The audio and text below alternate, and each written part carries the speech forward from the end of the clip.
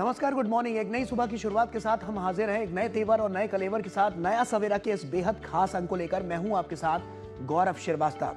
आज बात होगी साफ तौर पर पाकिस्तान को जिस तरह से अंतर्राष्ट्रीय स्तर से जो लताड़ मिल रही है उसकी, और उसके अलावा क्या स्थिति अभी बनी हुई है, मौजूदा हालात क्या कहते हैं, इस पर हम चर्चा भी करेंगे।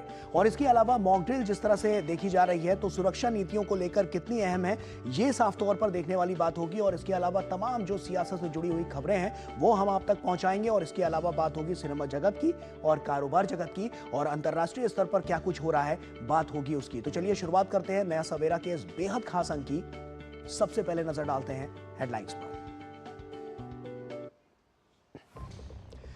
केंद्रीय गृह सचिव गोविंद मोहन आज राज्यों के मुख्य सचिवों के साथ करेंगे बैठक। 244 चिन्हित जिलों से लेकर गांव स्तर तक मॉक ड्रिल की तैयारी शुरू।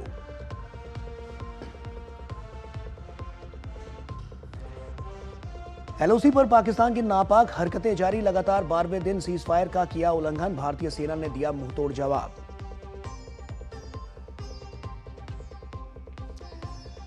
सुप्रीम कोर्ट आज और कल गोधरा ट्रेन अग्निकांड मामले की करेगा अंतिम सुनवाई। राज्य सरकार और दोषियों ने दाखिल की है याचिकाएं।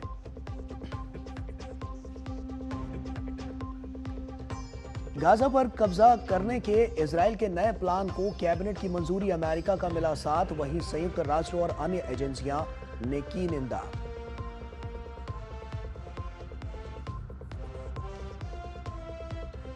कर्नाटक के तैराकों ने खेलो इंडिया यूथ गेम्स में दिखाया दम। एक ही दिन में जीते 4 स्वर्ण पदक। आज भी विभिन्न प्रतियोगिताओं में प्रतिभागी दिखाएंगे दमखम।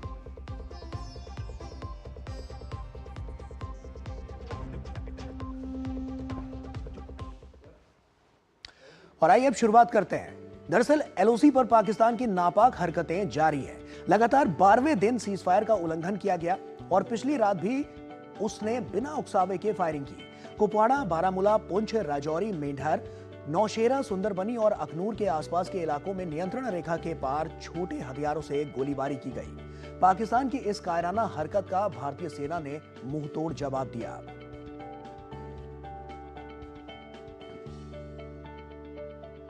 तो लगातार जो जवाबी कार्रवाई है वो लगातार देखने को मिल रही है। और साफ तौर पर जिस तरह से सीज फायर का उल्लंघन किया जा रहा है तो ऐसे में अब की बार पाकिस्तान को एक बार फिर से जो लोहे के चने हैं वो चबाने पर मजबूर कर रही है भारतीय सेना। और साफ तौर पर एक्शन में अब की बार भी नजर आ रही है। और हम आपको बता रहे हैं क्योंकि 12वें दिन भी सीज फायर का उल्लंघन पाकिस्तान की तरफ से किया जा रहा है और इस तरह की स्थितियां लगातार देखने को मिल रही हैं।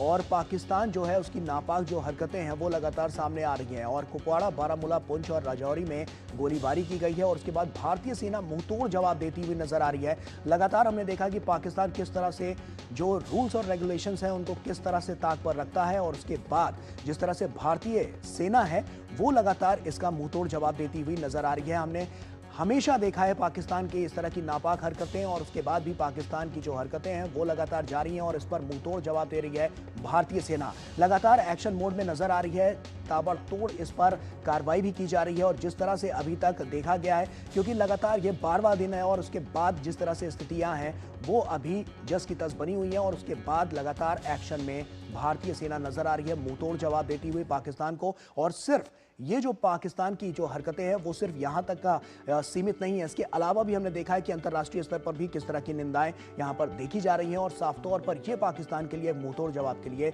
बहुत कारगर भी साबित हो रही हैं। चलिए श्रीनगर से संवाददाता अश्विनी मिश्रा हमारे सहयोगी हमारे साथ जुड़ रहे हैं। सबसे पहले अश्विनी का ही रुख करते हैं। अश्विनी, जिस तरह की स्थितियां भी देख रही हैं, एक तरफ तो हम देख रहे हैं इंटरनेशनल फोरम से साफ तौर पर यहां पर जो सपोर्ट मिलता हुआ नजर आ रहा है वो अपने आप में बहुत महत्वपूर्ण, और उसके अलावा एक्शन में ग्राउंड जीरो पर भी जो भारतीय सेना है वो लगातार देखने को मिल रही है। तो ऐसे में अभी मौजूदा स्थिति क्या कहती है और किस तरह से टफ एक्शन अभी तक लिए गए हैं? गौरव, अगर देखें तो 22 अप्रैल को पहलगाम के जघन्यतम बर्बर अमानवीय आतंकवादी हमले के बाद लगातार पाकिस्तान ने 12वें दिन भी सीज फायर वायलेशन किया है। ये ceasefire violation Baramulla, Kupwara, Rajouri, Poonch, Sundarbani, Akhnoor इन सारे सेक्टर में किया गया है। यानी कि पूरे का पूरा जो लाइन ऑफ कंट्रोल है उस पर भी पाकिस्तान लगातार छोटे आर्म से फायरिंग कर रहा है और भारतीय सेना उसका मुंहतोड़ जवाब दे रही है। निश्चित तौर से पाकिस्तान की उकसावे वाली कार्रवाई है। पाकिस्तान पूरी दुनिया का कहीं ना कहीं ध्यान आकर्षित करना चाहता है। सेनाएं हमारी संयमित तरीके से और प्रोपोर्शनेट वे में उसका जवाब दे रही हैं। क्योंकि जिस तरीके से अंतिम निर्णायक प्रहार पाकिस्तान में आतंकवादी ढांचे पर किया जाना है, उस पर अभी अमल किया जाना बाकी है। अभी तो सेनाएं मुंहतोड़ जवाब दे रही हैं, बाद में कमरतोड़ जवाब दिया जाना बाकी है, वो देश और दुनिया भी देखेगी। अगर यहाँ की बात करें घाटी में, तो घाटी में लगातार काउंटर टेरर जो ऑपरेशन है वो लगातार चल रहे हैं। बहुत सारे ऐसे जो हाइड आउट्स हैं उनको चिन्हित किया गया है, बहुत सारे ओवरग्राउंड वर्कर्स हैं उनको हिरासत में लिया गया है। 14 से ज़्यादा आतंकवादियों के नाम पब्लिक डोमेन में है, उनके खिलाफ लगातार कार्रवाई की जा रही है। शिकंजा कसा जा रहा है, चाहे वो डिप्लोमेटिक फोरम हो, चाहे वो इकोनॉमिक फोरम हो, चाहे वो पॉलिटिकल फोरम हो, चाहे वो स्ट्रेटजिक फोरम हो, और चाहे वो मार्शल या फिर हमारे जो आर्मरी सैन्य जो हमारी गतिविधियां अभी होनी बाकी है, उन सब के स्तर पर अगर देखें तो पाकिस्तान की घिघी बधी हुई है। उस घिघी बधी हुए पाकिस्तान ने यूएनएससी में जब गुहार लगाई, तो यूएनएससी का क्लोज कंसल्टेशन की जब उसने मांग की है, क्लोज कंसल्टेशन की प्रक्रिया भी यूएनएससी को उस परंपरागत चैम्बर में जहां पर पांचों विश्व महाशक्तियां और अन्य 10 मेंबर बैठकर करते हैं, वहां न होकर उसके बगल एक कमरे में आयोजित की गई है। निश्चित तौर से पूरी दुनिया का ध्यान आकृष्ट करने के लिए, एक अंतर्राष्ट्रीय मुद्दा बनाने के लिए, अपने ऊपर होने वाले निर्णायक प्रहार से बचने के लिए, आतंकवाद पर होने वाले निर्णायक प्रहार से बचने के लिए, इन सब स्थितियों में पाकिस्तान पूरी तरीके से बेनकाब हो रहा है। पाकिस्तान एक दुष्ट देश नहीं, एक आतंकवादी देश है।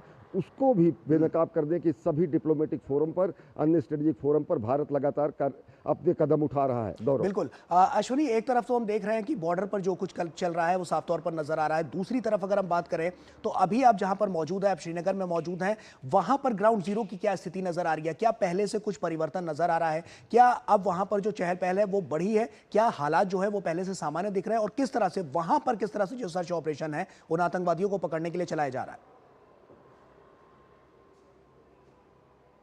जी, हम खुद ही अपने सहयोगी पीयूष से कहेंगे यहाँ की स्थितियाँ दिखाएं।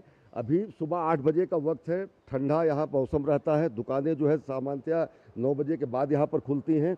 अभी चंद मिनट पहले ही यहाँ पर टूरिस्ट बसों को लेकर कई सारी गाड़ियाँ आई थी। लाल चौक कहीं ना कहीं पूरे आकर्षण का केंद्र होता है समूचे घाटी में आने वाले लोगों के लिए। हाँ, जो पर्यटक हैं उनका आना काफ़ी कम हो गया है। पर्यटकों के मन में कहीं ना कहीं आशंका है, पर्यटक बेहद कम आ रहे हैं। लेकिन स्थानीय स्तर पर सुरक्षा के दृष्टिकोण से, यहाँ के जो आम जनमानस है उसके हिसाब से, घाटी में अब तक की जो स्थितियां बनी है सुरक्षा को क्योंकि और ज़्यादा जो है टाइट किया गया है, इन सारे लिहाज से लोग ये चाहते हैं कि पर्यटन यहाँ पर बंद ना हो, पर्यटक ज़्यादा से ज़्यादा यहाँ पर संख्या में पहुँचे, क्योंकि पर्यटन ही जम्मू कश्मीर की आर्थिक विकास, आर्थिक रीढ़ रज्जू जिसको कह सकते हैं, बोन मैरो है। और सबसे बड़ी बात यह है कि भारत में अब तक का मैं गौरव ये बताऊं कि पूरी दुनिया ने, भारत ने, कश्मीर की आवाम ने पहली बार ऐसा देखा है कि जब पहलगाम के आतंकवादी हमले के बाद पाकिस्तान, यहाँ माफ़ करिएगा, पाकिस्तान के जो भाड़े के टट्टू थे उनके खिलाफ कश्मीर की आवाम खड़ी हुई। इसी लाल चौक पर उसने प्रदर्शन किया, इसी लाल चौक पर प्रदर्शन किया, और केवल लाल चौक ही नहीं, घाटी के हर एक हिस्से में प्रदर्शन हुआ। लोगों ने से हिंदुस्तानियत पर हमला बोला है। वजह उसकी यह है कि 2019 में जब अनुच्छेद 370 समाप्त हुआ तो पूरा का पूरा यहाँ पर, चाहे वो स्कूल हो, चाहे कॉलेज हो, अस्पताल हो, व्यवसाय हो, व्यापार हो, सब कुछ मुख्य धारा में आ गया। अगर देखें तो पिछले 2 वर्षों में अगर 4.5 करोड़ पर्यटक जम्मू कश्मीर पहुंचते हैं, लाखों की संख्या में पर्यटक यहां पर पहुंचते हैं। जब 200 दिनों तक यहां पर स्कूल बंद रहा करते थे, जब पत्थरबाजी की घटनाएं हुआ करती थी, जब यहां के बच्चे स्कूल न जाकर उनकी पढ़ाइयाँ बाधित होती थी, वो सब चीज़ें जब स्ट्रीमलाइन हुई, व्यापार, वाणिज्य, यहाँ के युवाओं की एनर्जी, पढ़ाई लिखाई, हर चीज़ जब यहाँ पर बेहतर हुई तो लोगों ने वो बदलाव देखा, उसका खैर मकदम किया, खुले मन से स्वागत किया। और उसी का असर है कि अब इस लाल चौक पर खड़े होकर यहाँ की आवाम पाकिस्तान के टट्टुओं द्वारा किए गए इस जघन्य बर्बर हत्याकांड को टेररिज्म की कार्रवाई बताते हैं। यहाँ के लोग, ये सामान्यतः कहना नहीं चाहिए लेकिन पॉलिटिकली डिफरेंस करते थे मिलिटेंट और टेररिस्ट में। आवाम कहती है कि ये दहशतगर्द है, आवाम कहती है कि ये टेररिस्ट है, आवाम चाहती है कि दहशतगर्दों को खिलाफ चुन कर यहाँ पर कार्रवाई हो। और यहाँ पर चाहे आंतरिक रूप से कार्रवाई की बात हो, वो मुसलसल लगातार चल रही है।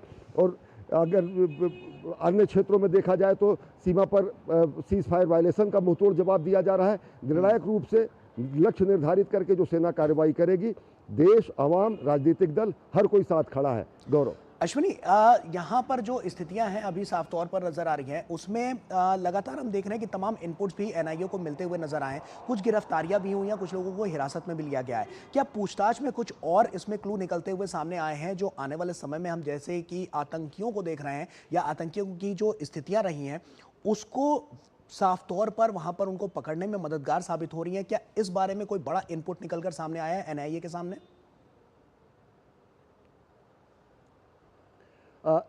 गौरव, इतनी बड़ी घटना को अंजाम बगैर आंतरिक रूप से मददगारों के अंजाम तक पहुंचाया ही नहीं जा सकता जी। 2 आंतरिक आतंकवादियों के शामिल होने की बात है, उनके स्केच भी जारी किए गए हैं, पहचान भी जारी की गई है।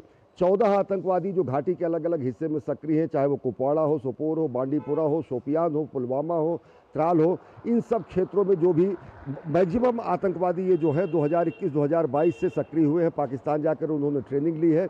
कुछ आतंकवादी हैं जो 2016 से यहाँ पर सक्रिय हैं। इनमें से 8 जो है वो लश्कर तैयबा के हैं, 3 जो है हिजबुल मुजाहिदीन के हैं और 3 जो है जैश ए मोहम्मद के हैं। इन सब की पहचान करके इनके खिलाफ शिकंजा तो कसा ही जा रहा है। सैकड़ों की संख्या में ओवरग्राउंड वर्कर्स को हिरासत में लिया गया, उनको डिटेन किया गया है। बैसरन घाटी की अगर आप बात करें तो बैसरन घाटी केवल और केवल घोड़े के रास्ते जाने का मार्ग है, वहाँ पर कोई परंपरागत मार्ग वहाँ पर नहीं है। वहाँ तक पहुँचता कम से कम किसी भी आदमी को पैदल कम से कम 1 घंटे से ज़्यादा का वक्त लगेगा, कम से कम 3 किलोमीटर है, हाई टेरेन है। वहाँ पर चाहे वो पोनी वाले हो, चाहे वहाँ पर लॉजिस्टिक सप्लाई करने वाले लोग हों, वहाँ पर घोड़ा चलाने वाले हो, खच्चर चलाने वाले हो, हज़ारों की संख्या में उनसे भी पूछताछ की गई है, क्योंकि घोड़े से ही जाना, और वो भी अगर आप एम्यूनेशन लेके जाते हैं, असलहे लेके जाते हैं, AK-47 लेके जाते हैं, आर्म्स लेके जाते हैं, तो वो विजिबल होता है।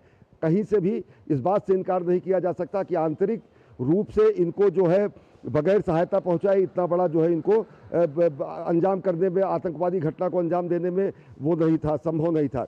ये भी इनपुट से लोग बताते हैं कि इसके पहले आतंकवादी जो आए थे वो बेताब वैली, वहाँ पर जहाँ पे बैसरन पहलगाम है, उससे आगे जब चंदनबाड़ी की तरफ बढ़ेंगे, बीच में बेताब वैली पड़ती है, उस बेताब वैली में इन्होंने हथियार छिपाए रखे थे। अलग अलग तरीके से लोगों के अपने वो हैं, लेकिन ये मानकर चलिए कि उस पूरे क्षेत्र की घेराबंदी की गई है, फिर भी वो इतनी तैयारी से आए थे, वो इतना क्लोज, इतना वो प्रिसाइज और इतना जो है जिसको कहते सिक्योर कन्वर्सेशन कर रहे थे कि वो डिवाइसेस हिंदुस्तान में नहीं है, वो डिवाइसेस पाकिस्तान को उसके खैरख्वाह देश द्वारा मुहैया कराई गई हैं। जो डिवाइसेस जिन्होंने सिक्योर कम्युनिकेशन के लिए इस्तेमाल किए गए हैं, ये माना जाता है कि वो चीन से भी प्राप्त हुए जा सकते हैं। ISI की संलिप्तता, LET की संलिप्तता, LET के आकाओं के संपर्क में सीधा रहना पूरी तरीके से इस बात के पुख्ता सबूत हैं। और निश्चित तौर से आप ये मान के चलिए कि जिस तरीके से इस जघन्यतम बर्बर अमानवीय घटनाक्रम को आतंकवादियों ने अंजाम दिया है, चाहे वो आंतरिक आतंकवादी हैं, अंजाम तक पहुंचेंगे, सीमा पार उनके आका आतंकवादी हो। एक छोटे से सवाल का संक्षेप में आपसे जवाब चाहूंगा। एनआईए के यहाँ पर आने के बाद कितनी तेज गति से अभी जो एक्शन फॉर्म है वो नजर आ रहा है, और क्या अभी इसमें धरपकड़ और तेजी से चालू है? किस तरह से और ज्यादा इनपुट्स मिलते हुए नजर आ रहे हैं एनआईए को? और अभी तक, क्योंकि आप ग्राउंड जीरो पर हैं, लगातार वहां पर अपनी जो पैनी नजर है वो बनाए हुए हैं, तो अभी तक किस तरह के इनपुट्स मिल पाए हैं और एनआईए के आने के बाद कितनी तेजी?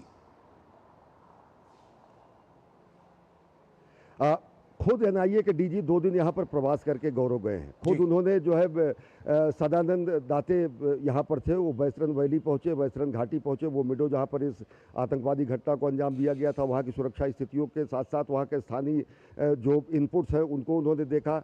वहाँ पर सिक्योरिटी जो में शामिल, जांच में शामिल जो अधिकारी हैं, एक दिन रुक के उन्होंने श्रीनगर में जांच में शामिल हर एक अधिकारी से इनपुट लिया। और ये माना जा रहा है कि केंद्रीय गृह मंत्रालय को जल्दी से जल्दी अपना अब तक जांच की जो प्रगति है उससे वो रूबरू कराएंगे। और सबसे बड़ी बात यह है कि NIA हर एंगल से इस पूरे के पूरे जो है घटनाक्रम को ध्यान में रख रही है। पूरे क्षेत्र की 3D मैपिंग की गई है, पूरे क्षेत्र को खंगाला गया है, पूरे क्षेत्र के एग्जिट और इंट्रेंस के जो पॉसिबल जो है गेटवेज हो सकते हैं उसको खंगाला गया है। अभी भी ये माना जा रहा है कि आतंकवादी यहाँ इसी जो ऊंची पहाड़ियाँ हैं वहाँ पर कहीं ना कहीं छिपे हुए हैं, लेकिन उनके पास इस तरीके से सर्वाइवल करने के लिए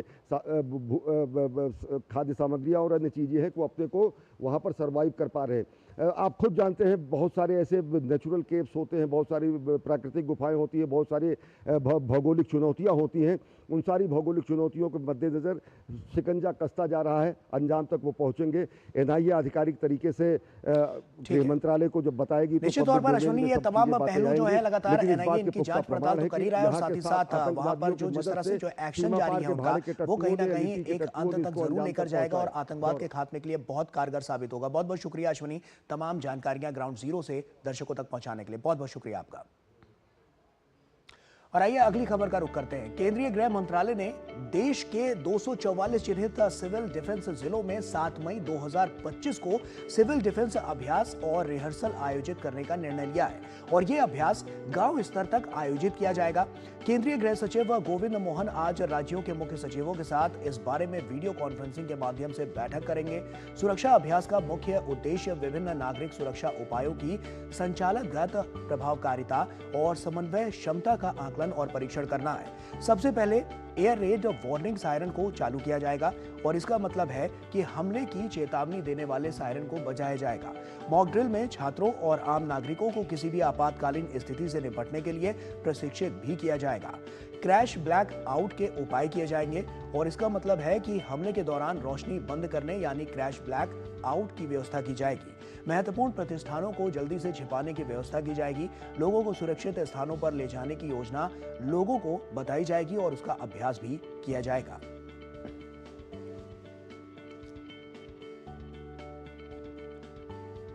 तो गृह मंत्रालय का राज्यों को जो निर्देश है वो साफ तौर पर दे दिया गया है और ऐसे में तमाम ऐसे जिले हैं जिन्हें चिन्हित भी किया गया है और उसके बाद अब आगे की कार्रवाई इसमें लगातार की जाएगी। तो चलिए अगली खबर का रुख करते हैं और आपको बताते हैं कि दुनिया भारत के किस तरह से साथ नजर आ रही है, क्योंकि दुनिया साफ तौर पर जो पाकिस्तान की नापाक हरकत है उस पर किस तरह से अब लगातार हम देख रहे हैं, क्योंकि जम्मू कश्मीर के पहलगाम में हुए आतंकी हमले के बाद भारत और पाकिस्तान के बीच बढ़ते तनाव को देखते हुए कई इंटरनेशनल एयरलाइंस ने पाकिस्तानी एयर स्पेस इस्तेमाल करने से इनकार कर दिया है। एयरलाइंस के बयानों और फ्लाइट ट्रैकर डेटा के अनुसार पाकिस्तान के एयर स्पेस से परहेज करने वाली प्रमुख एयरलाइन कंपनियों में air France, British Airways, Swiss international airlines और जर्मनी की लुफ्थांसा शामिल है। लुफ्थांसा समूह की एयरलाइंस ने रॉयटर्स को दिए गए एक बयान में कहा है कि वे अगली सूचना तक पाकिस्तानी हवाई क्षेत्र से परहेज कर रही है। वहीं फ्लाइट ट्रैकिंग डेटा से पता चला है कि British Airways, Swiss international airlines और एमिरेट्स की कुछ उड़ानें अरब सागर के ऊपर से गुजरी और फिर पाकिस्तानी हवाई क्षेत्र से बचते हुए अपना रुख मोड़ लिया। माना जा रहा है कि इंटरनेशनल एयरलाइंस के इस कदम से पाकिस्तान को ओवर फ्लाइट शुल्क से होने वाली आय में भारी नुकसान हो सकता है। गौरतलब है कि पहलगाम में हुए आतंकी हमले के जवाब में भारत ने पाकिस्तानी एयरलाइंस के लिए अपना हवाई क्षेत्र बंद कर दिया है। तो एक बड़ा एक्शन भारत की तरफ से लिया गया और साफ तौर पर अब जो मार है वो पाकिस्तान पर चौतरफा तरीके से पड़ती हुई नजर आ रही है। एक तरफ तो हम देख रहे हैं कि भारत तो एक्शन ले ही रहा है, इसके अलावा भी जो पूरी दुनिया किस तरह से एक्शन मोड में नजर आ रही है और पाकिस्तान की इस कायराना हरकत पर किस तरह से अपनी निंदा प्रकट कर रही है, यह साफ तौर पर नजर आ रहा है और ये जो चोट है वो अर्थव्यवस्था पे पाकिस्तान की पड़ती हुई नजर आ रही है। संवाददाता अखिलेश सुमन हमारे साथ जुड़ रहे हैं, उन्हीं का रुख करते हैं। अखिलेश, जिस तरह से हम देख रहे हैं इंटरनेशनल फोरम पर लगातार एक्शन लिए जा रहे हैं और ऐसे में भारत भी लगातार एक्शन लेता हुआ नजर आ रहा है। पाकिस्तान के लिए चौतरफा मार और कितनी बड़ी चोट, कितना बड़ा एक्शन पाकिस्तान के लिए उसको पीछे धकेलने के लिए कारगर साबित होता हुआ नजर आ रहा है। हाँ, देखिए, निश्चित तौर पे भारत ने जो रोक लगाई थी पाकिस्तान के मामले में, एयरलाइंस के मामले में, वो था कि पाकिस्तान से आने वाली फ्लाइट या पाकिस्तान में लाइसेंसी फ्लाइट, तो दो पर रोक लगाई थी। लेकिन जो एयरलाइंस का जो पूरा गणित होता है, एयरलाइंस की दो उद्देश्य होते हैं। एक तो कुछ सुरक्षित नागरिकों को पहुंचाना और उसके बाद कम से कम समय में पहुंचाना। अभी जो पाकिस्तान ने 22 अप्रैल में भारत के कश्मीर में जो आतंकवादी हमले किए, उसके बाद से पाकिस्तान पे लोगों का विश्वास उठ गया है और कमर्शियल फ्लाइट्स के भी विश्वास उठे, क्योंकि उनकी एक जिम्मेदारी होती है और इसी जिम्मेदारी के तहत अब वो पाकिस्तान एयर स्पेस में नहीं जाना चाहते, क्योंकि ये खतरा है। भारत ने जो घोषणा की है कि हम बदला लेंगे, निश्चित तौर पे हम उन लोगों को, सारे लोगों को सजा देंगे जो इस हमले में के जिम्मेदार हैं और जो इस हमले का समर्थन करते रहे या जिन्होंने इस हमले को अंजाम देने में महत्वपूर्ण भूमिका निभाई है। तो इससे निश्चित तौर पे जो शक की सुई है वो पाकिस्तान की तरफ जाता है, पाकिस्तान की सेना की तरफ जाता है, पाकिस्तान की सरकार की तरफ भी जाता है। तो इसमें किस तरीके से क्या स्थिति बनेगी इसके बारे में अभी कहना मुश्किल है, लेकिन निश्चित तौर पे एयरलाइंस अतिरिक्त सावधानी बरत रहे हैं और उन्हें भारत की इस बात पर विश्वास है कि भारत जरूर कोई कठोर कार्रवाई करेगा और इसी कठोर कार्रवाई की संभावना संभावना को देखते हुए उन्होंने अपना रास्ता बदला है। वो पाकिस्तान का एयर स्पेस नहीं उपयोग कर रहे हैं और निश्चित तौर पे इससे पाकिस्तान के प्रति जो दुनिया में अविश्वास की भावना जो बनी है वो और गहरी हुई है, क्योंकि पाकिस्तान एक आतंकवाद को प्रोत्साहन देने वाला देश है और देश लोगों को लग रहा है कि ये देश रहेगा, इसके पूरे चरित्र में कोई फर्क नहीं आने वाला है। इसीलिए एयरलाइंस ने ये घोषणा की है कि वे पाकिस्तानी एयर स्पेस में नहीं जाएंगे, भले ही उन्हें ज्यादा खर्च करना पड़े, लेकिन अपने नागरिकों को सुरक्षित पहुंचाने के लिए उन्हें लंबी दूरी की मार भी सहनी पड़े तो पड़ेंगे, लेकिन पाकिस्तान के एयर स्पेस पे नहीं जाएंगे। ऐसे में अगर हम बात करें अखिलेश, यहाँ पर जिस तरह की स्थितियां हम देख रहे हैं, तो ऐसे में यह पाकिस्तान के लिए कितना बड़ा नुकसान साबित हो सकता है? क्योंकि हमने देखा एक तरफ तो उनकी अर्थव्यवस्था कहां पहुंच रही है, किस तरह की भुखमरी की हालत में है, तो ऐसे में एक और झटका पाकिस्तान के लिए ये कितना बड़ा यहाँ पर एक इम्पैक्ट डालता हुआ नजर आएगा? हाँ, देखिए ये बहुत बड़ा नुकसान है पाकिस्तान के लिए, क्योंकि अगर आपके एयर स्पेस में कोई अंतर्राष्ट्रीय फ्लाइट नहीं प्रवेश करती है तो इसका मतलब है कि आपका दुनिया से एक तरीके से आप दुनिया से कट ऑफ हो रहे हैं, और अगर आप दुनिया से कट ऑफ हो रहे हैं तो आपके यहाँ जो राजनयिक गतिविधियां हैं, आपके यहाँ जो व्यापारिक गतिविधियां हैं, जो बिजनेस डेलीगेशंस आते हैं, वो सारे के सारे आने बंद हो जाएंगे। अब जिसके पास वो ताकत है कि अपना स्पेशल फ्लाइट लेके आए वो तो आएगा, लेकिन निश्चित तौर पे जो सामान्य लोग हैं, जो सामान्य डेलीगेशन वाले लोग हैं, सामान्य व्यापारिक गतिविधियां करने वाले लोग हैं, वो लोग नहीं आएंगे। और एक है कि आपके साथ व्यापारिक गतिविधियां बहुत कम होगी, क्योंकि जो यातायात जो है आज का अंतर्राष्ट्रीय यातायात वायुयानों पे आधारित है, और अगर वायुयान से लोग नहीं आएंगे इसका मतलब है कि आपके प्रति दुनिया में विश्वास घटा है, और विश्वास थोड़ा सा नहीं बहुत ज्यादा घटा है। और इसीलिए कॉमर्शियल एयरलाइंस का प्रवेश एयर स्पेस में प्रवेश नहीं करना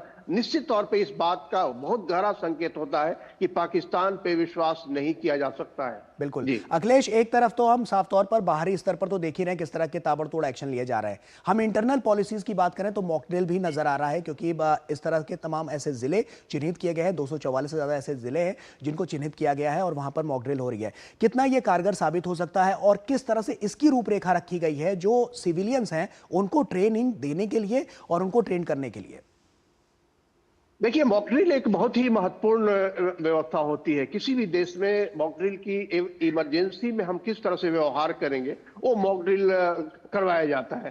कई बार आप देखते हैं कि फायर के लिए मॉक ड्रिल करवाए जाते हैं, लेकिन ये जो मॉक ड्रिल हो रहा है जिसकी घोषणा की है भारत सरकार ने, और आज गृह सचिव खुद 10:45 पे इसकी एक बैठक करेंगे, सारे अपने जो गृह सचिव है विभिन्न राज्यों के उन सारे लोगों से बात करेंगे, तो निश्चित तौर पे यह इस बात की घोषणा है एक तरीके से अपने नागरिकों को भी अलर्ट करना है, तैयार करना है कि किसी भी ऐसी इमरजेंसी की स्थिति अगर आएगी, अगर हमको पाकिस्तान के खिलाफ कोई सजा देने की कोई व्यवस्था करनी पड़ेगी, और अगर उधर से कोई इस तरह की कोई हमले की कार्रवाई, उकसावे की कार्रवाई फिर से होती है तो उसके लिए देश को तैयार रहना है। क्योंकि यह जो मामला है, यह जो आतंकवादी हमला हुआ है, ये कोई छोटा मोटा आतंकवादी हमला नहीं हुआ है। आप समझ सकते हैं कि ये 2 साल, 2.5 साल, 3 साल तक की पूरी तैयारी के साथ पूरा रेकी करके उन्होंने किया है कि उस इलाके में हम करेंगे जिस इलाके में आमतौर पर सुरक्षा की व्यवस्था करने की जरूरत नहीं होती है। तो इसका मतलब यह है कि पाकिस्तान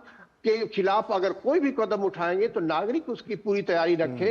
अगर सायरन बजे तो उस सायरन का सम्मान करें, उस सायरन के मतलब को समझे, और अगर ऐसी कोई हवाई स्थिति आती है, घटना की स्थिति आती है, हमले की स्थिति आती है, तो ऐसे कैसे छुपे, अपने घरों में कैसे छुपे, अपने कम्युनिटी सेंटर में कैसे छुपे, किस तरह से अपने घर की लाइट जलाएं, पूरा ब्लैकआउट करें, खिड़कियों को बंद करें, ये सारी चीजें करने की व्यवस्था की जाती है इसमें, ताकि नागरिक खुद को सुरक्षित रखे और दुश्मन को कोई मौका ना मिले कि ऐसी जगहों पे कोई इस तरह की हवाई प्रवेश करे, कोई जहां उसको लगे कि रोशनी मिल रही है। तो इसमें सभी जो 244 संवेदनशील जो हमारे डिस्ट्रिक्ट्स हैं जहां की कोई खतरे की स्थिति बन सकती है, उन डिस्ट्रिक्ट को चिन्हित किया गया है, और उन डिस्ट्रिक्ट में खास तौर पे इस बात की व्यवस्था की गई है कि वहां के लोगों को ट्रेनिंग दी जाएगी। और जैसा कि देख रहे हैं कि छात्रों और युवाओं को खास तौर पे इसमें आगे आने के लिए प्रेरित किया जाएगा कि वो व्यवस्था करें, वो आगे की कमान संभाले, लोगों को प्रोत्साहित भी करें, लोगों को ट्रेनिंग। बिल्कुल,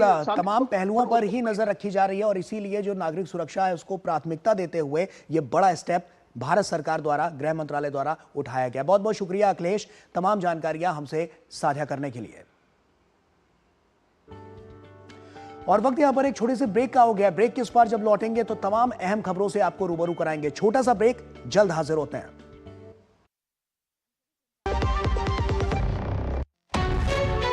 विभाग अनेक, कंप्लेंट बॉक्स एक। किसी भी सरकारी दफ्तर, विभाग या बैंक से जुड़ी शिकायत के लिए pgportal.gov.in पर जाएं, रजिस्टर करें, संबंधित विभाग चुनें, शिकायत दर्ज करें और ट्रैकिंग आईडी नोट करें। एसएमएस या ईमेल पर एक्नॉलेजमेंट पाएं और शिकायत का जवाब सीधे मंत्रालय से प्राप्त करें। अब तक 1 करोड़ 12 लाख से अधिक भारतीयों ने भरोसा जताया। सीपी ग्राम्स, आपकी हर शिकायत का हल। अभी शिकायत दर्ज करें pgportal.gov.in।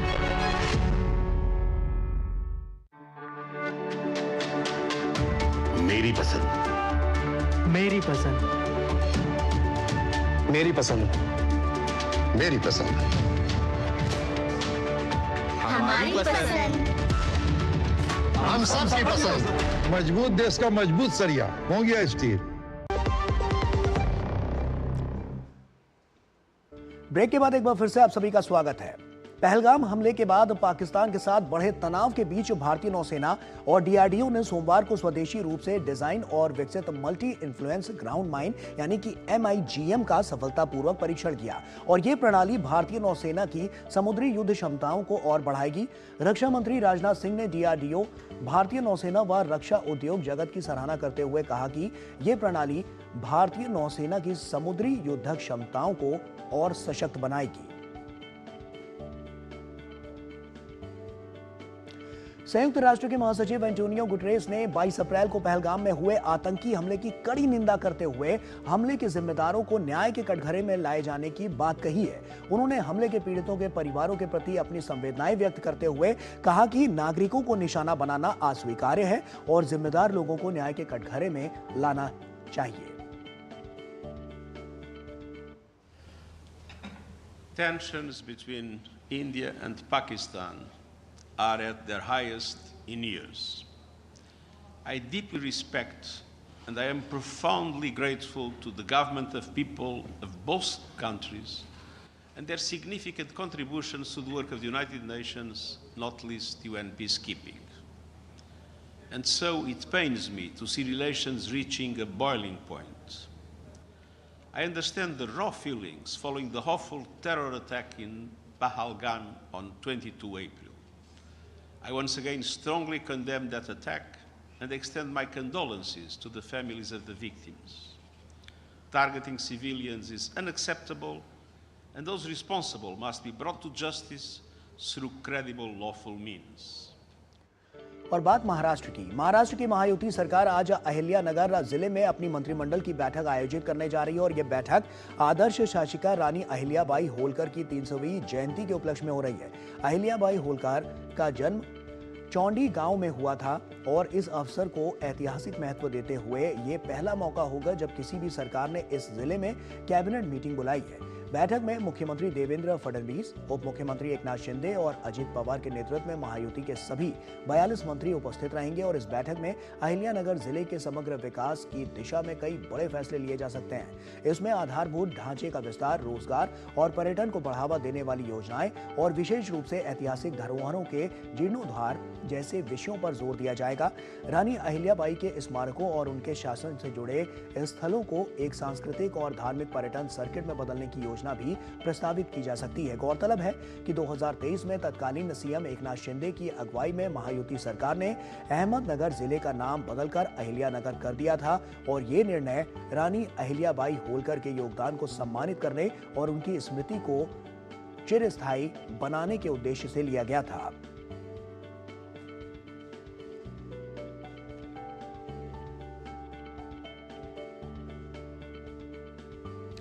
और मुंबई से संवाददाता शिशिर शेलार हमारे सहयोगी हमारे साथ जुड़ रहे हैं। मुंबई से शिशिर का ही रुख करते हैं। शिशिर, साफ तौर पर इस कैबिनेट में तमाम अहम फैसले और सबसे बड़ा निर्णय तो यहाँ पर इस जिले को लेकर ही हो सकता है, तो क्या कुछ अभी तक नजर आ रहा है और क्या कुछ हो सकता है, इस बारे में क्या संभावनाएं अभी तक जताई गई हैं?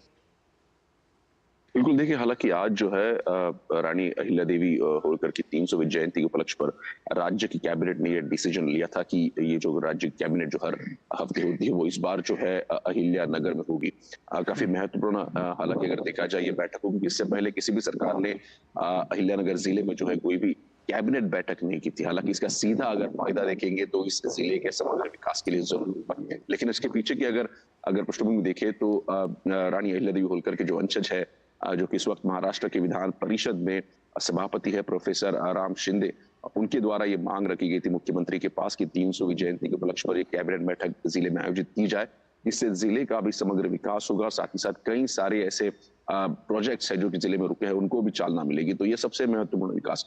लेकिन दूसरी महत्वपूर्ण बात इसमें ये भी है जो कि देखनी होगी कि किस प्रकार से महायुति सरकार जो है, जिस प्रकार से महायुति सरकार सत्ता में है उसके बाद अलग अलग तबके के लोगों को साथ में लेने का प्रयास और उनके उत्थान के लिए सरकार कार्यरत है।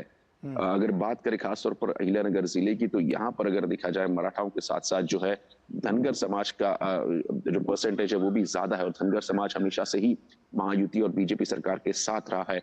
तो ऐसे में समाज के प्रति भी प्रतिबद्धता दर्शाने के लिए सरकार द्वारा ये निर्णय लिया जा रहा है। ऐसे कई सारे जो इस वक्त हम मीडिया रिपोर्ट्स देख रहे हैं वो कह रहे हैं। लेकिन एक बात तो स्पष्ट हो जाएगी इससे कि जिस प्रकार से इस वक्त महाराष्ट्र के सभी मंत्री जो है अहिल्यानगर पहुंच रहे हैं, मुख्यमंत्री और दोनों उप मुख्यमंत्री जो है अहिल्यानगर पहुंचेंगे। दोपहर को जो है ये कैबिनेट बैठक शुरू होगी।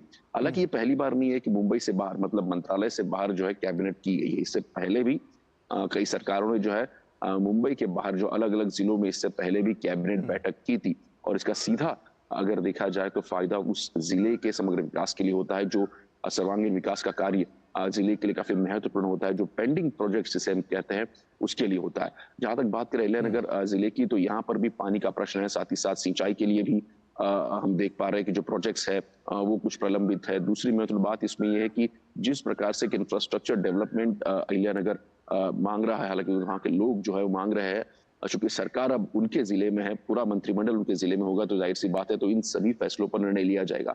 साथ ही साथ रानी अहिल्या देवी होलकर की अगर बात करें तो एक उत्तम प्रशासक थी, शासक थी, जिनके कारण में देखा, जिनके दौरान जो है कई सारे मंदिरों का निर्माण तो किया गया, लेकिन साथ ही साथ किस प्रकार से समाज को उत्तम बनाया जाए, समाज के हर तबके को बिल्कुल। साथ और में ये लिया सब जाए, बातें जो हैं वो लगातार हम देख रहे हैं कि सरकार को अच्छी तरीके से समझ में भी आ रही है, और हमने ये भी देखा है कि सरकार जो सांस्कृतिक विरासत है उसको किस तरह से और ज्यादा संवारा जाए, निखारा जाए, और उसको और कैसे बेहतर बनाया जाए। तो विकास के ढांचे से तो इसको और ज्यादा डेवलप किया ही जाएगा, लेकिन सांस्कृतिक पहलुओं के हिसाब से ये कितना अहम होता है?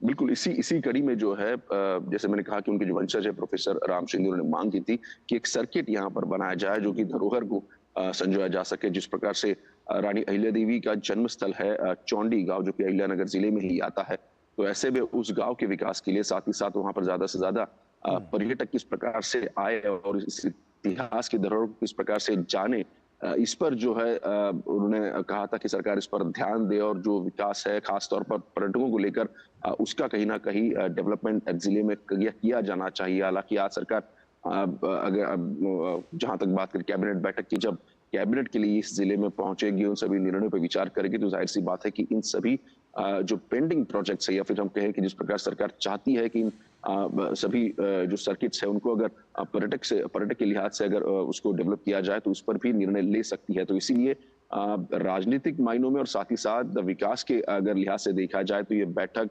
महायुति सरकार के लिए काफी महत्वपूर्ण है। ऐसे में शिशिर, साफ तौर पर एक हम कह सकते हैं एक नया मार्केट भी सेट करने की कोशिश की जा रही है, क्योंकि हमने देखा है कि इस तरह की धरोहर को, जैसा कि अभी आपने जिक्र भी किया, कि उसको पर्यटन के लिहाज से भी और ज्यादा महत्वपूर्ण बनाए जाने की यहाँ पर घोषणा हो सकती है। तो ऐसे में क्या अहम चीजें इसमें रह सकती हैं, क्या अहम पॉइंट्स को रखा जा सकता है, जिससे आने वाले समय में हम देख सकते हैं कि जो पर्यटन है वो इस ओर भी अपनी गति और तेज बढ़ाते हुए नजर आएंगे? बिल्कुल, देखिए सबसे महत्वपूर्ण बात इसमें यह है कि इतिहास क्या कहता है, इतिहास की धरोहर क्या है। हालांकि आम आदमी जो है जब भी यहाँ से गुजरेगा तो जाहिर सी बात है इसका ऐतिहासिक अगर देखा जाए उपयोग क्या होगा, इसकी ऐतिहासिक उपलक्षता क्या होगी, ये जानना काफी महत्वपूर्ण होता है। और इसीलिए कोई भी सरकार ये प्रयास करती है कि इस प्रकार के जो अगर हम बात करें एरियाज है, वहां पर जो है ज्यादा से ज्यादा पर्यटक आए, ये प्रमुख उद्देश्य होता है। जहां तक मैंने पहले भी कहा कि अगर बात करें रानी अहिल्या देवी होलकर की, तो जिस प्रकार से उनका एक कार्य रहा है उस कार्य को देखते हुए सरकार ने ये फैसला जरूर लिया है और सरकारी फैसला आने वाले समय में लेगी किस प्रकार से और ज्यादा विकास इस जिले का हो। दूसरी महत्वपूर्ण बात इसमें ये भी है कि नगर जिला जो हम कहते रहे इससे पहले, इसका नाम चूंकि अहमदनगर बिल्कुल हुआ करता था, लेकिन 2023 में जो है सरकार ने, चूंकि लोगों की लॉन्ग पेंडिंग डिमांड थी कि इस जिले का नाम बदलकर जो है अहिल्यानगर रखा जाए, उसके बाद जब महायुति सरकार मतलब बीजेपी शिवसेना सरकार जब सत्ता में आई तो 2023 में निर्णय लिया गया उस जिले का नाम बदल के जो है अहिल्यानगर जिला किया गया। बिल्कुल, ये तमाम ऐसे पहलू हैं शिशिर जो लगातार हमने देखा है कि एक बड़े बदलाव की तस्वीर पेश करते हुए नजर आ रहे हैं। ऐसे में आज जब ये कैबिनेट की बैठक होगी तो साफ तौर पर एक बड़े बदलाव की तस्वीर यहां से भी निकलते हुए आएगी जो भविष्य की योजनाओं को आकार देती हुई नजर आएगी। बहुत बहुत शुक्रिया शिशिर, तमाम जानकारियां हमसे साझा करने के लिए आपका बहुत बहुत शुक्रिया।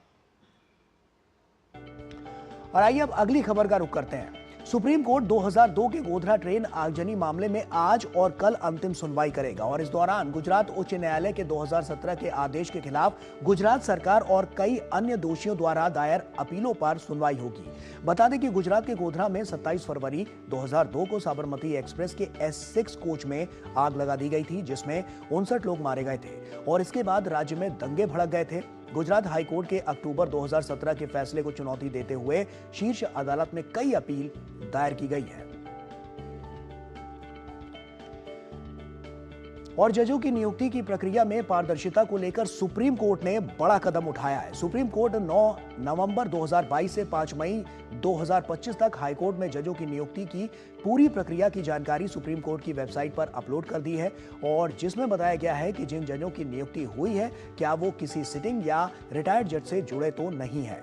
इसके अलावा सुप्रीम कोर्ट के सभी जजों की संपत्ति की जानकारी भी सुप्रीम कोर्ट की वेबसाइट पर अपलोड होगी।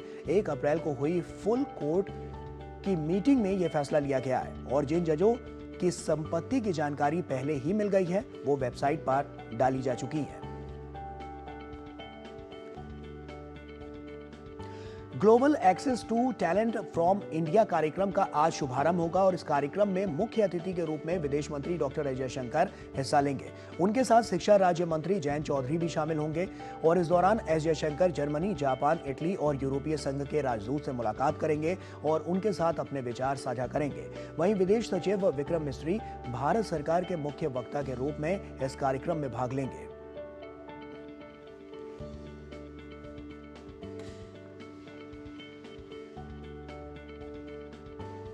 और आइए अब बात करते हैं मौसम की। तो कुछ दिन पहले तक गर्मी की मार झेल रहे दिल्ली समेत उत्तर भारत के लोग अब चैन की नींद सो रहे हैं। दरअसल 2-3 दिनों से दिल्ली एनसीआर और उसके आसपास के राज्यों का ठंडी हवाओं के साथ रुक रुक कर हल्की बारिश जो हो रही है, वहीं जिसकी वजह से मौसम खुशनुमा बना हुआ है और मौसम विभाग के अनुसार राजधानी में अगले 2 दिनों तक बारिश होने की संभावना है। राजधानी दिल्ली के साथ ही नोएडा में भी आज आंधी बारिश का अलर्ट जारी किया गया है। आज उत्तर प्रदेश के पश्चिमी और पूर्वी भागों में कुछ जगहों पर बारिश हो सकती है। गरज के साथ हल्की से मध्यम बारिश और बिजली चमकने की संभावना है। साथ ही 30 से 40 किलोमीटर प्रति घंटे की रफ्तार से तेज हवाएं भी चल सकती है। राजस्थान में भी मौसम का मिजाज बदल गया है।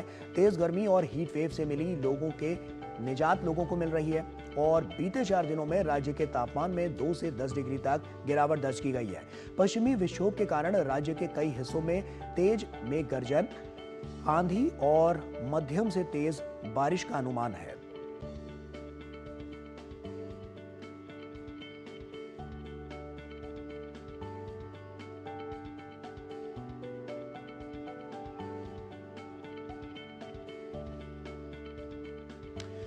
तो दिल्ली एनसीआर और आसपास के राज्यों में खुशनुमा जो मौसम है वो लगातार देखने को मिल रहा है। ऐसे में जयपुर से संवाददाता महेश हमारे साथ जुड़ रहे हैं। महेश, साफ तौर पर देखें तो मौसम ने करवट ली है और खुशनुमा मौसम तमाम अलग अलग जो वानगी है वो पेश करता हुआ नजर आ रहा है। ऐसे में क्या कुछ कहना है मौसम विभाग का, अगले कितने दिन तक इस तरह के जो मौसम में जो परिवर्तन आया है वो रह सकता है और लोगों को राहत मिलती हुई नजर आ सकती है?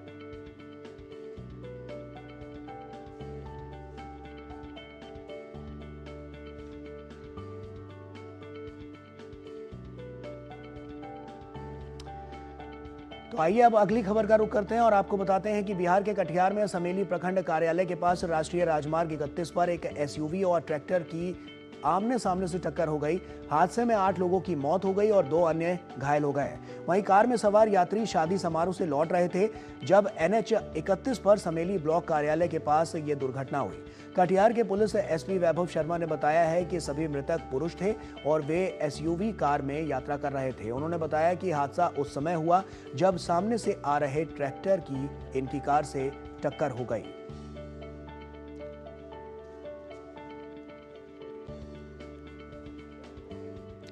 और पश्चिम बंगाल के मुर्शिदाबाद जिले में हुई हिंसा में अपने पिता और भाई को खोने वाले समर्थ दास ने कलकत्ता उच्च न्यायालय में याचिका दायर कर CBI जांच और CAPF द्वारा परिवार की सुरक्षा की मांग की है और इस मामले में उच्च न्यायालय आज सुनवाई कर सकता है। गौरतलब है कि बीते महीने मुर्शिदाबाद में वक्फ संशोधन अधिनियम को लेकर हुए हिंसक विरोध प्रदर्शन के दौरान हरगोविंद दास और उनके बड़े बेटे की हत्या कर दी गई थी।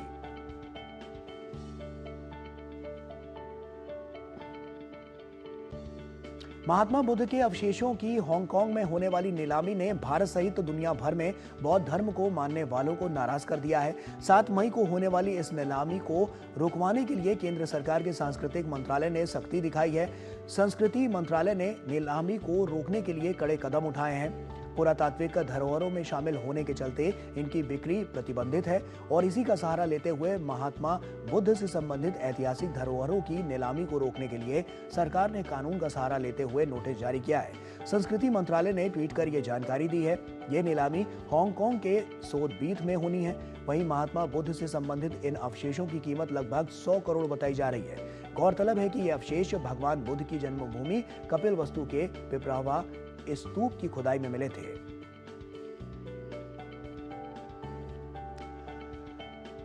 और केंद्रीय मंत्री किरेन रिजिजू ने वियतनाम के दौरे पर हैं और इस दौरान उन्होंने हो ची मिन सिटी में वियतनाम के पोलित ब्यूरो सदस्य और पार्टी सचिव गुयेन वान नेन के साथ मुलाकात की। सोशल मीडिया प्लेटफॉर्म X पर पोस्ट करते हुए उन्होंने कहा कि गुयेन वान नेन के साथ बैठक सफल रही। भारतीय मंत्री ने अपने विचार साझा किए और भारत और वियतनाम के बीच मित्रता के बारे में सकारात्मक बातचीत हुई।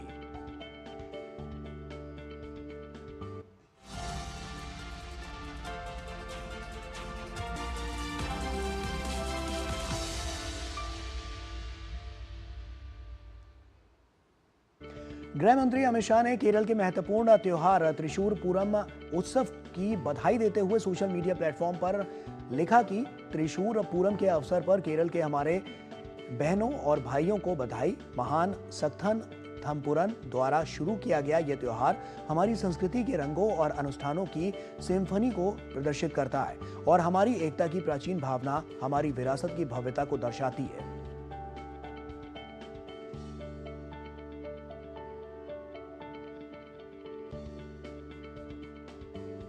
और वक्त यहाँ पर एक छोटे से ब्रेक का हो गया। ब्रेक के उस पार जब लौटेंगे तो अखबारों की सुर्खियों से आपको रूबरू कराएंगे। जल्द हाजिर होते हैं। जब धरती चीर कर निकलता है लोहे का पत्थर और मिलता है मोंगिया के जोश से, फिर तपता है, पिघलता है और बनता है फौलाद। अब होता है सरिया सारी खूबियों के साथ। मोंगिया स्टील, मजबूत देश का मजबूत सरिया। विभाग अनेक, कंप्लेंट बॉक्स 1। किसी भी सरकारी दफ्तर, विभाग या बैंक से जुड़ी शिकायत के लिए pgportal.gov.in पर जाएं, रजिस्टर करें, संबंधित विभाग चुनें, शिकायत दर्ज करें और ट्रैकिंग ID नोट करें। SMS या ईमेल पर एक्नॉलेजमेंट पाएं और शिकायत का जवाब सीधे मंत्रालय से प्राप्त करें। अब तक 1 करोड़ 12 लाख से अधिक भारतीयों ने भरोसा जताया। CP ग्राम्स, आपकी हर शिकायत का हल। अभी शिकायत दर्ज करें pgportal.gov.in।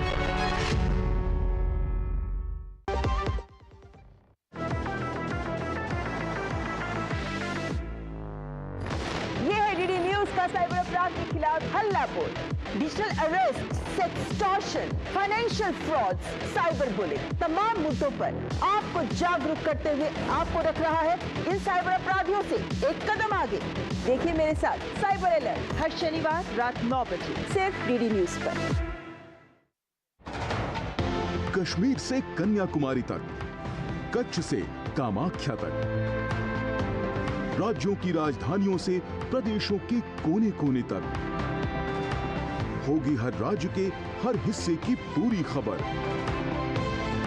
देखिए भारत एट 7 खबर राज्यों की डीडी न्यूज पर।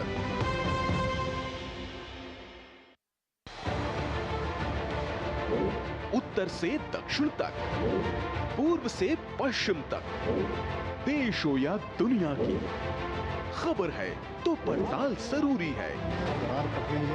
देखिए हमारे साथ मेरे पीछे भारत की सबसे एजेंडा भारत का रहा है और किस तरह से एक नई शुरुआत इस वक्त डीडी न्यूज पर।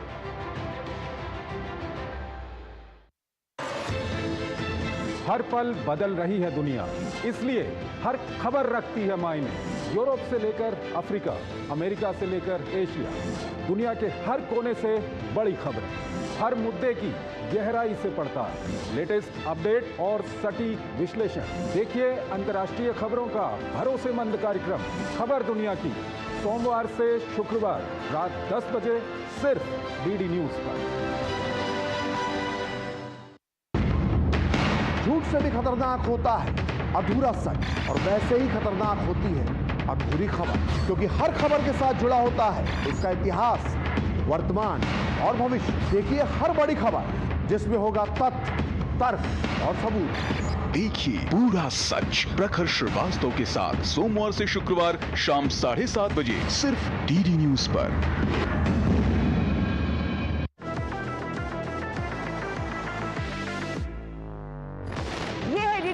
साइबर अपराध के खिलाफ हल्ला बोल, digital arrest, sextortion, financial fraud, cyber bullying, तमाम मुद्दों पर आपको जागरूक करते हुए आपको रख रहा है इन साइबर अपराधियों से एक कदम आगे। देखिए मेरे साथ साइबर अलर्ट हर शनिवार रात 9 बजे सिर्फ डीडी न्यूज पर। कश्मीर से कन्याकुमारी तक। ब्रेक के बाद एक बार फिर से आप सभी का स्वागत है और आइए अब बारी है अखबारों की सुर्खियों की।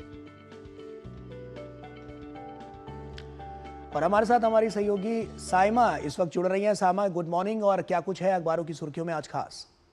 गुड मॉर्निंग गौरव। अखबारों की सुर्खियों के साथ मैं सभी दर्शकों का स्वागत करती हूँ, सुप्रभात करती हूँ। तो आज के अखबारों की सुर्खियों की अगर हम बात करें तो जिस तरह से पहलगाम के हमले के बाद भारत लगातार पाकिस्तान पर सख्त एक्शन ले रहा है, उसी के हवाले से कई खबरें अखबारों में भी प्रकाशित हुई हैं और उसी तरह की खबरें भी हमने ली हैं। जहां पर आपको बता दें कि दैनिक जागरण की यहां पर सबसे पहली खबर यही है, और इस वक्त जिस खबर की सबसे ज़्यादा बात की जा रही है वो है मॉक ड्रिल।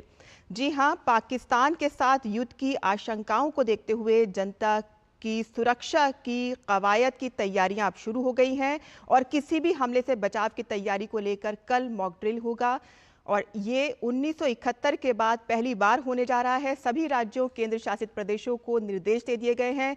खास तौर पे आम लोगों और छात्रों को ज़रूरी प्रशिक्षण देने को कहा गया है और साथ ही बिजली आपूर्ति को रोक कर किया जाएगा ये ब्लैकआउट। दूसरी सुर्खी यहाँ पर जान लेते हैं। आपको बता दें कि साइबर हमले, ऐसी सूरत के अंदर साइबर हमले बहुत ज़्यादा देखे जाते हैं जिसमें सूचना युद्ध और मनोवैज्ञानिक दबाव बनाने के लिए ये एक रणनीति के तौर पर, हिस्से के तौर पर देखे जाते हैं, और उसको ध्यान में रखते हुए भारत के जो साइबर विशेषज्ञ हैं वो भी पूरी तरह से अलर्ट हैं। पहलगाम आतंकी हमले के बाद पाकिस्तानी हैकर्स के 10 लाख हमले बेअसर किए गए हैं और आगे भी कुछ इस तरह के हमले ना हो, विशेषज्ञ इस पर पूरी तरह से कड़ी निगरानी रखे हुए हैं। आगे बढ़ते हैं, जहां दिल्ली के हवाले से यहाँ पर एक बड़ी खबर है। दिल्ली में शिकायतों के लिए कि अब एक ही नंबर बनाया गया है। जी हाँ, जहां पर दिल्ली वालों को अब शिकायत दर्ज कराने के लिए अब अलग अलग विभागों के हेल्पलाइन नंबर नहीं याद रखने पड़ेंगे, एक ही नंबर यानी कि 311 नंबर दर्ज करना होगा। इसी में ही अब सारे विभाग एक साथ जोड़ दिए गए हैं।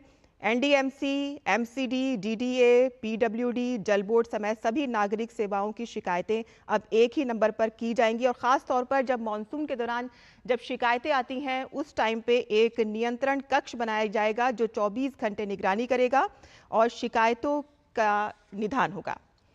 आगे बढ़ते हैं, जहां सुप्रीम कोर्ट की लीगल कमेटी ने देश भर की जेलों में बंद 4216 लोगों को राहत देने का निर्णय लिया है।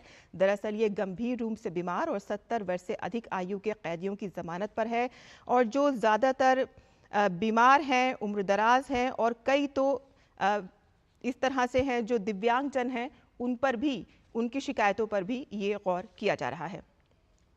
आगे बढ़ते हैं, एक सुर्खी और है, आपको बता दें कि अमेरिकी राष्ट्रपति डोनाल्ड ट्रंप ने विदेशी फिल्मों पर 100% टैरिफ लगाने की चेतावनी दी है और इसका कारण ये है कि अमेरिका में अब विदेशी फिल्मों की मांग बहुत ज़्यादा बढ़ गई है और हॉलीवुड को इससे काफ़ी नुकसान हो रहा है।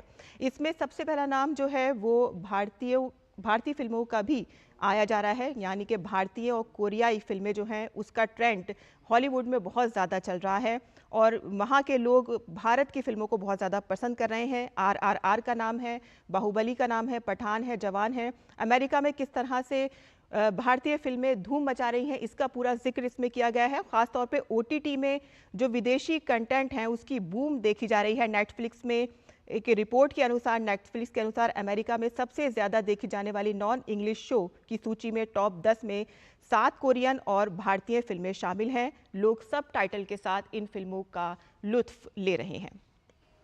तो ये थी अखबार की सुर्खियां जो हमने आपके लिए चुनी थी।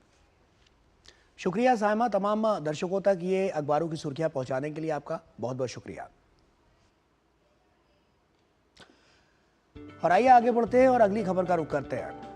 तैराकी का पावर हाउस माने जाने वाले कर्नाटक ने अपेक्षित प्रदर्शन करते हुए गया के बीपाड स्विमिंग पूल में आयोजित प्रतियोगिता में 7 में से 4 स्वर्ण पदक जीतकर पदक तालिका में शीर्ष स्थान पर जगह बना ली। गया में अदिति सतीश हेगड़े ने लड़कियों की 50 मीटर फ्रीस्टाइल में स्वर्ण पदक जीतकर गत चैंपियन महाराष्ट्र के अभियान की विजयी शुरुआत की।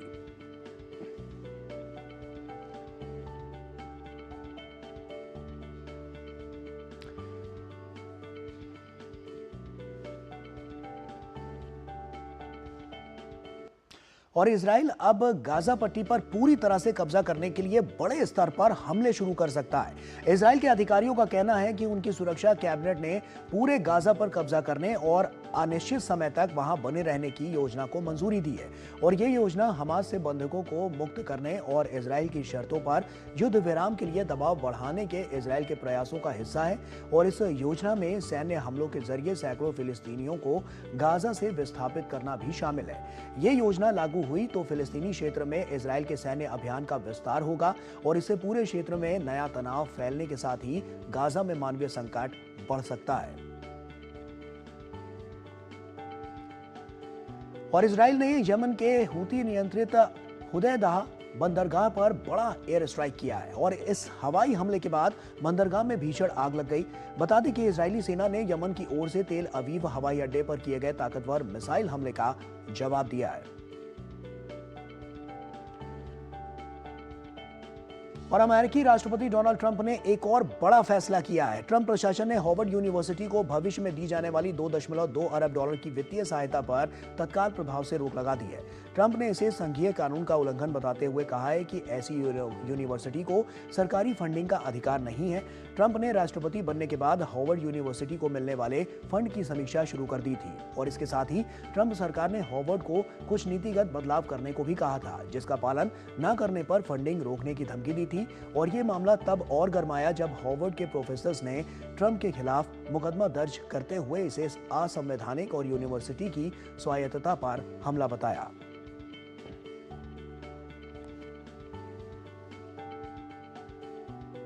और आइए नया सवेरा में अब बात कर लेते हैं मौसम की।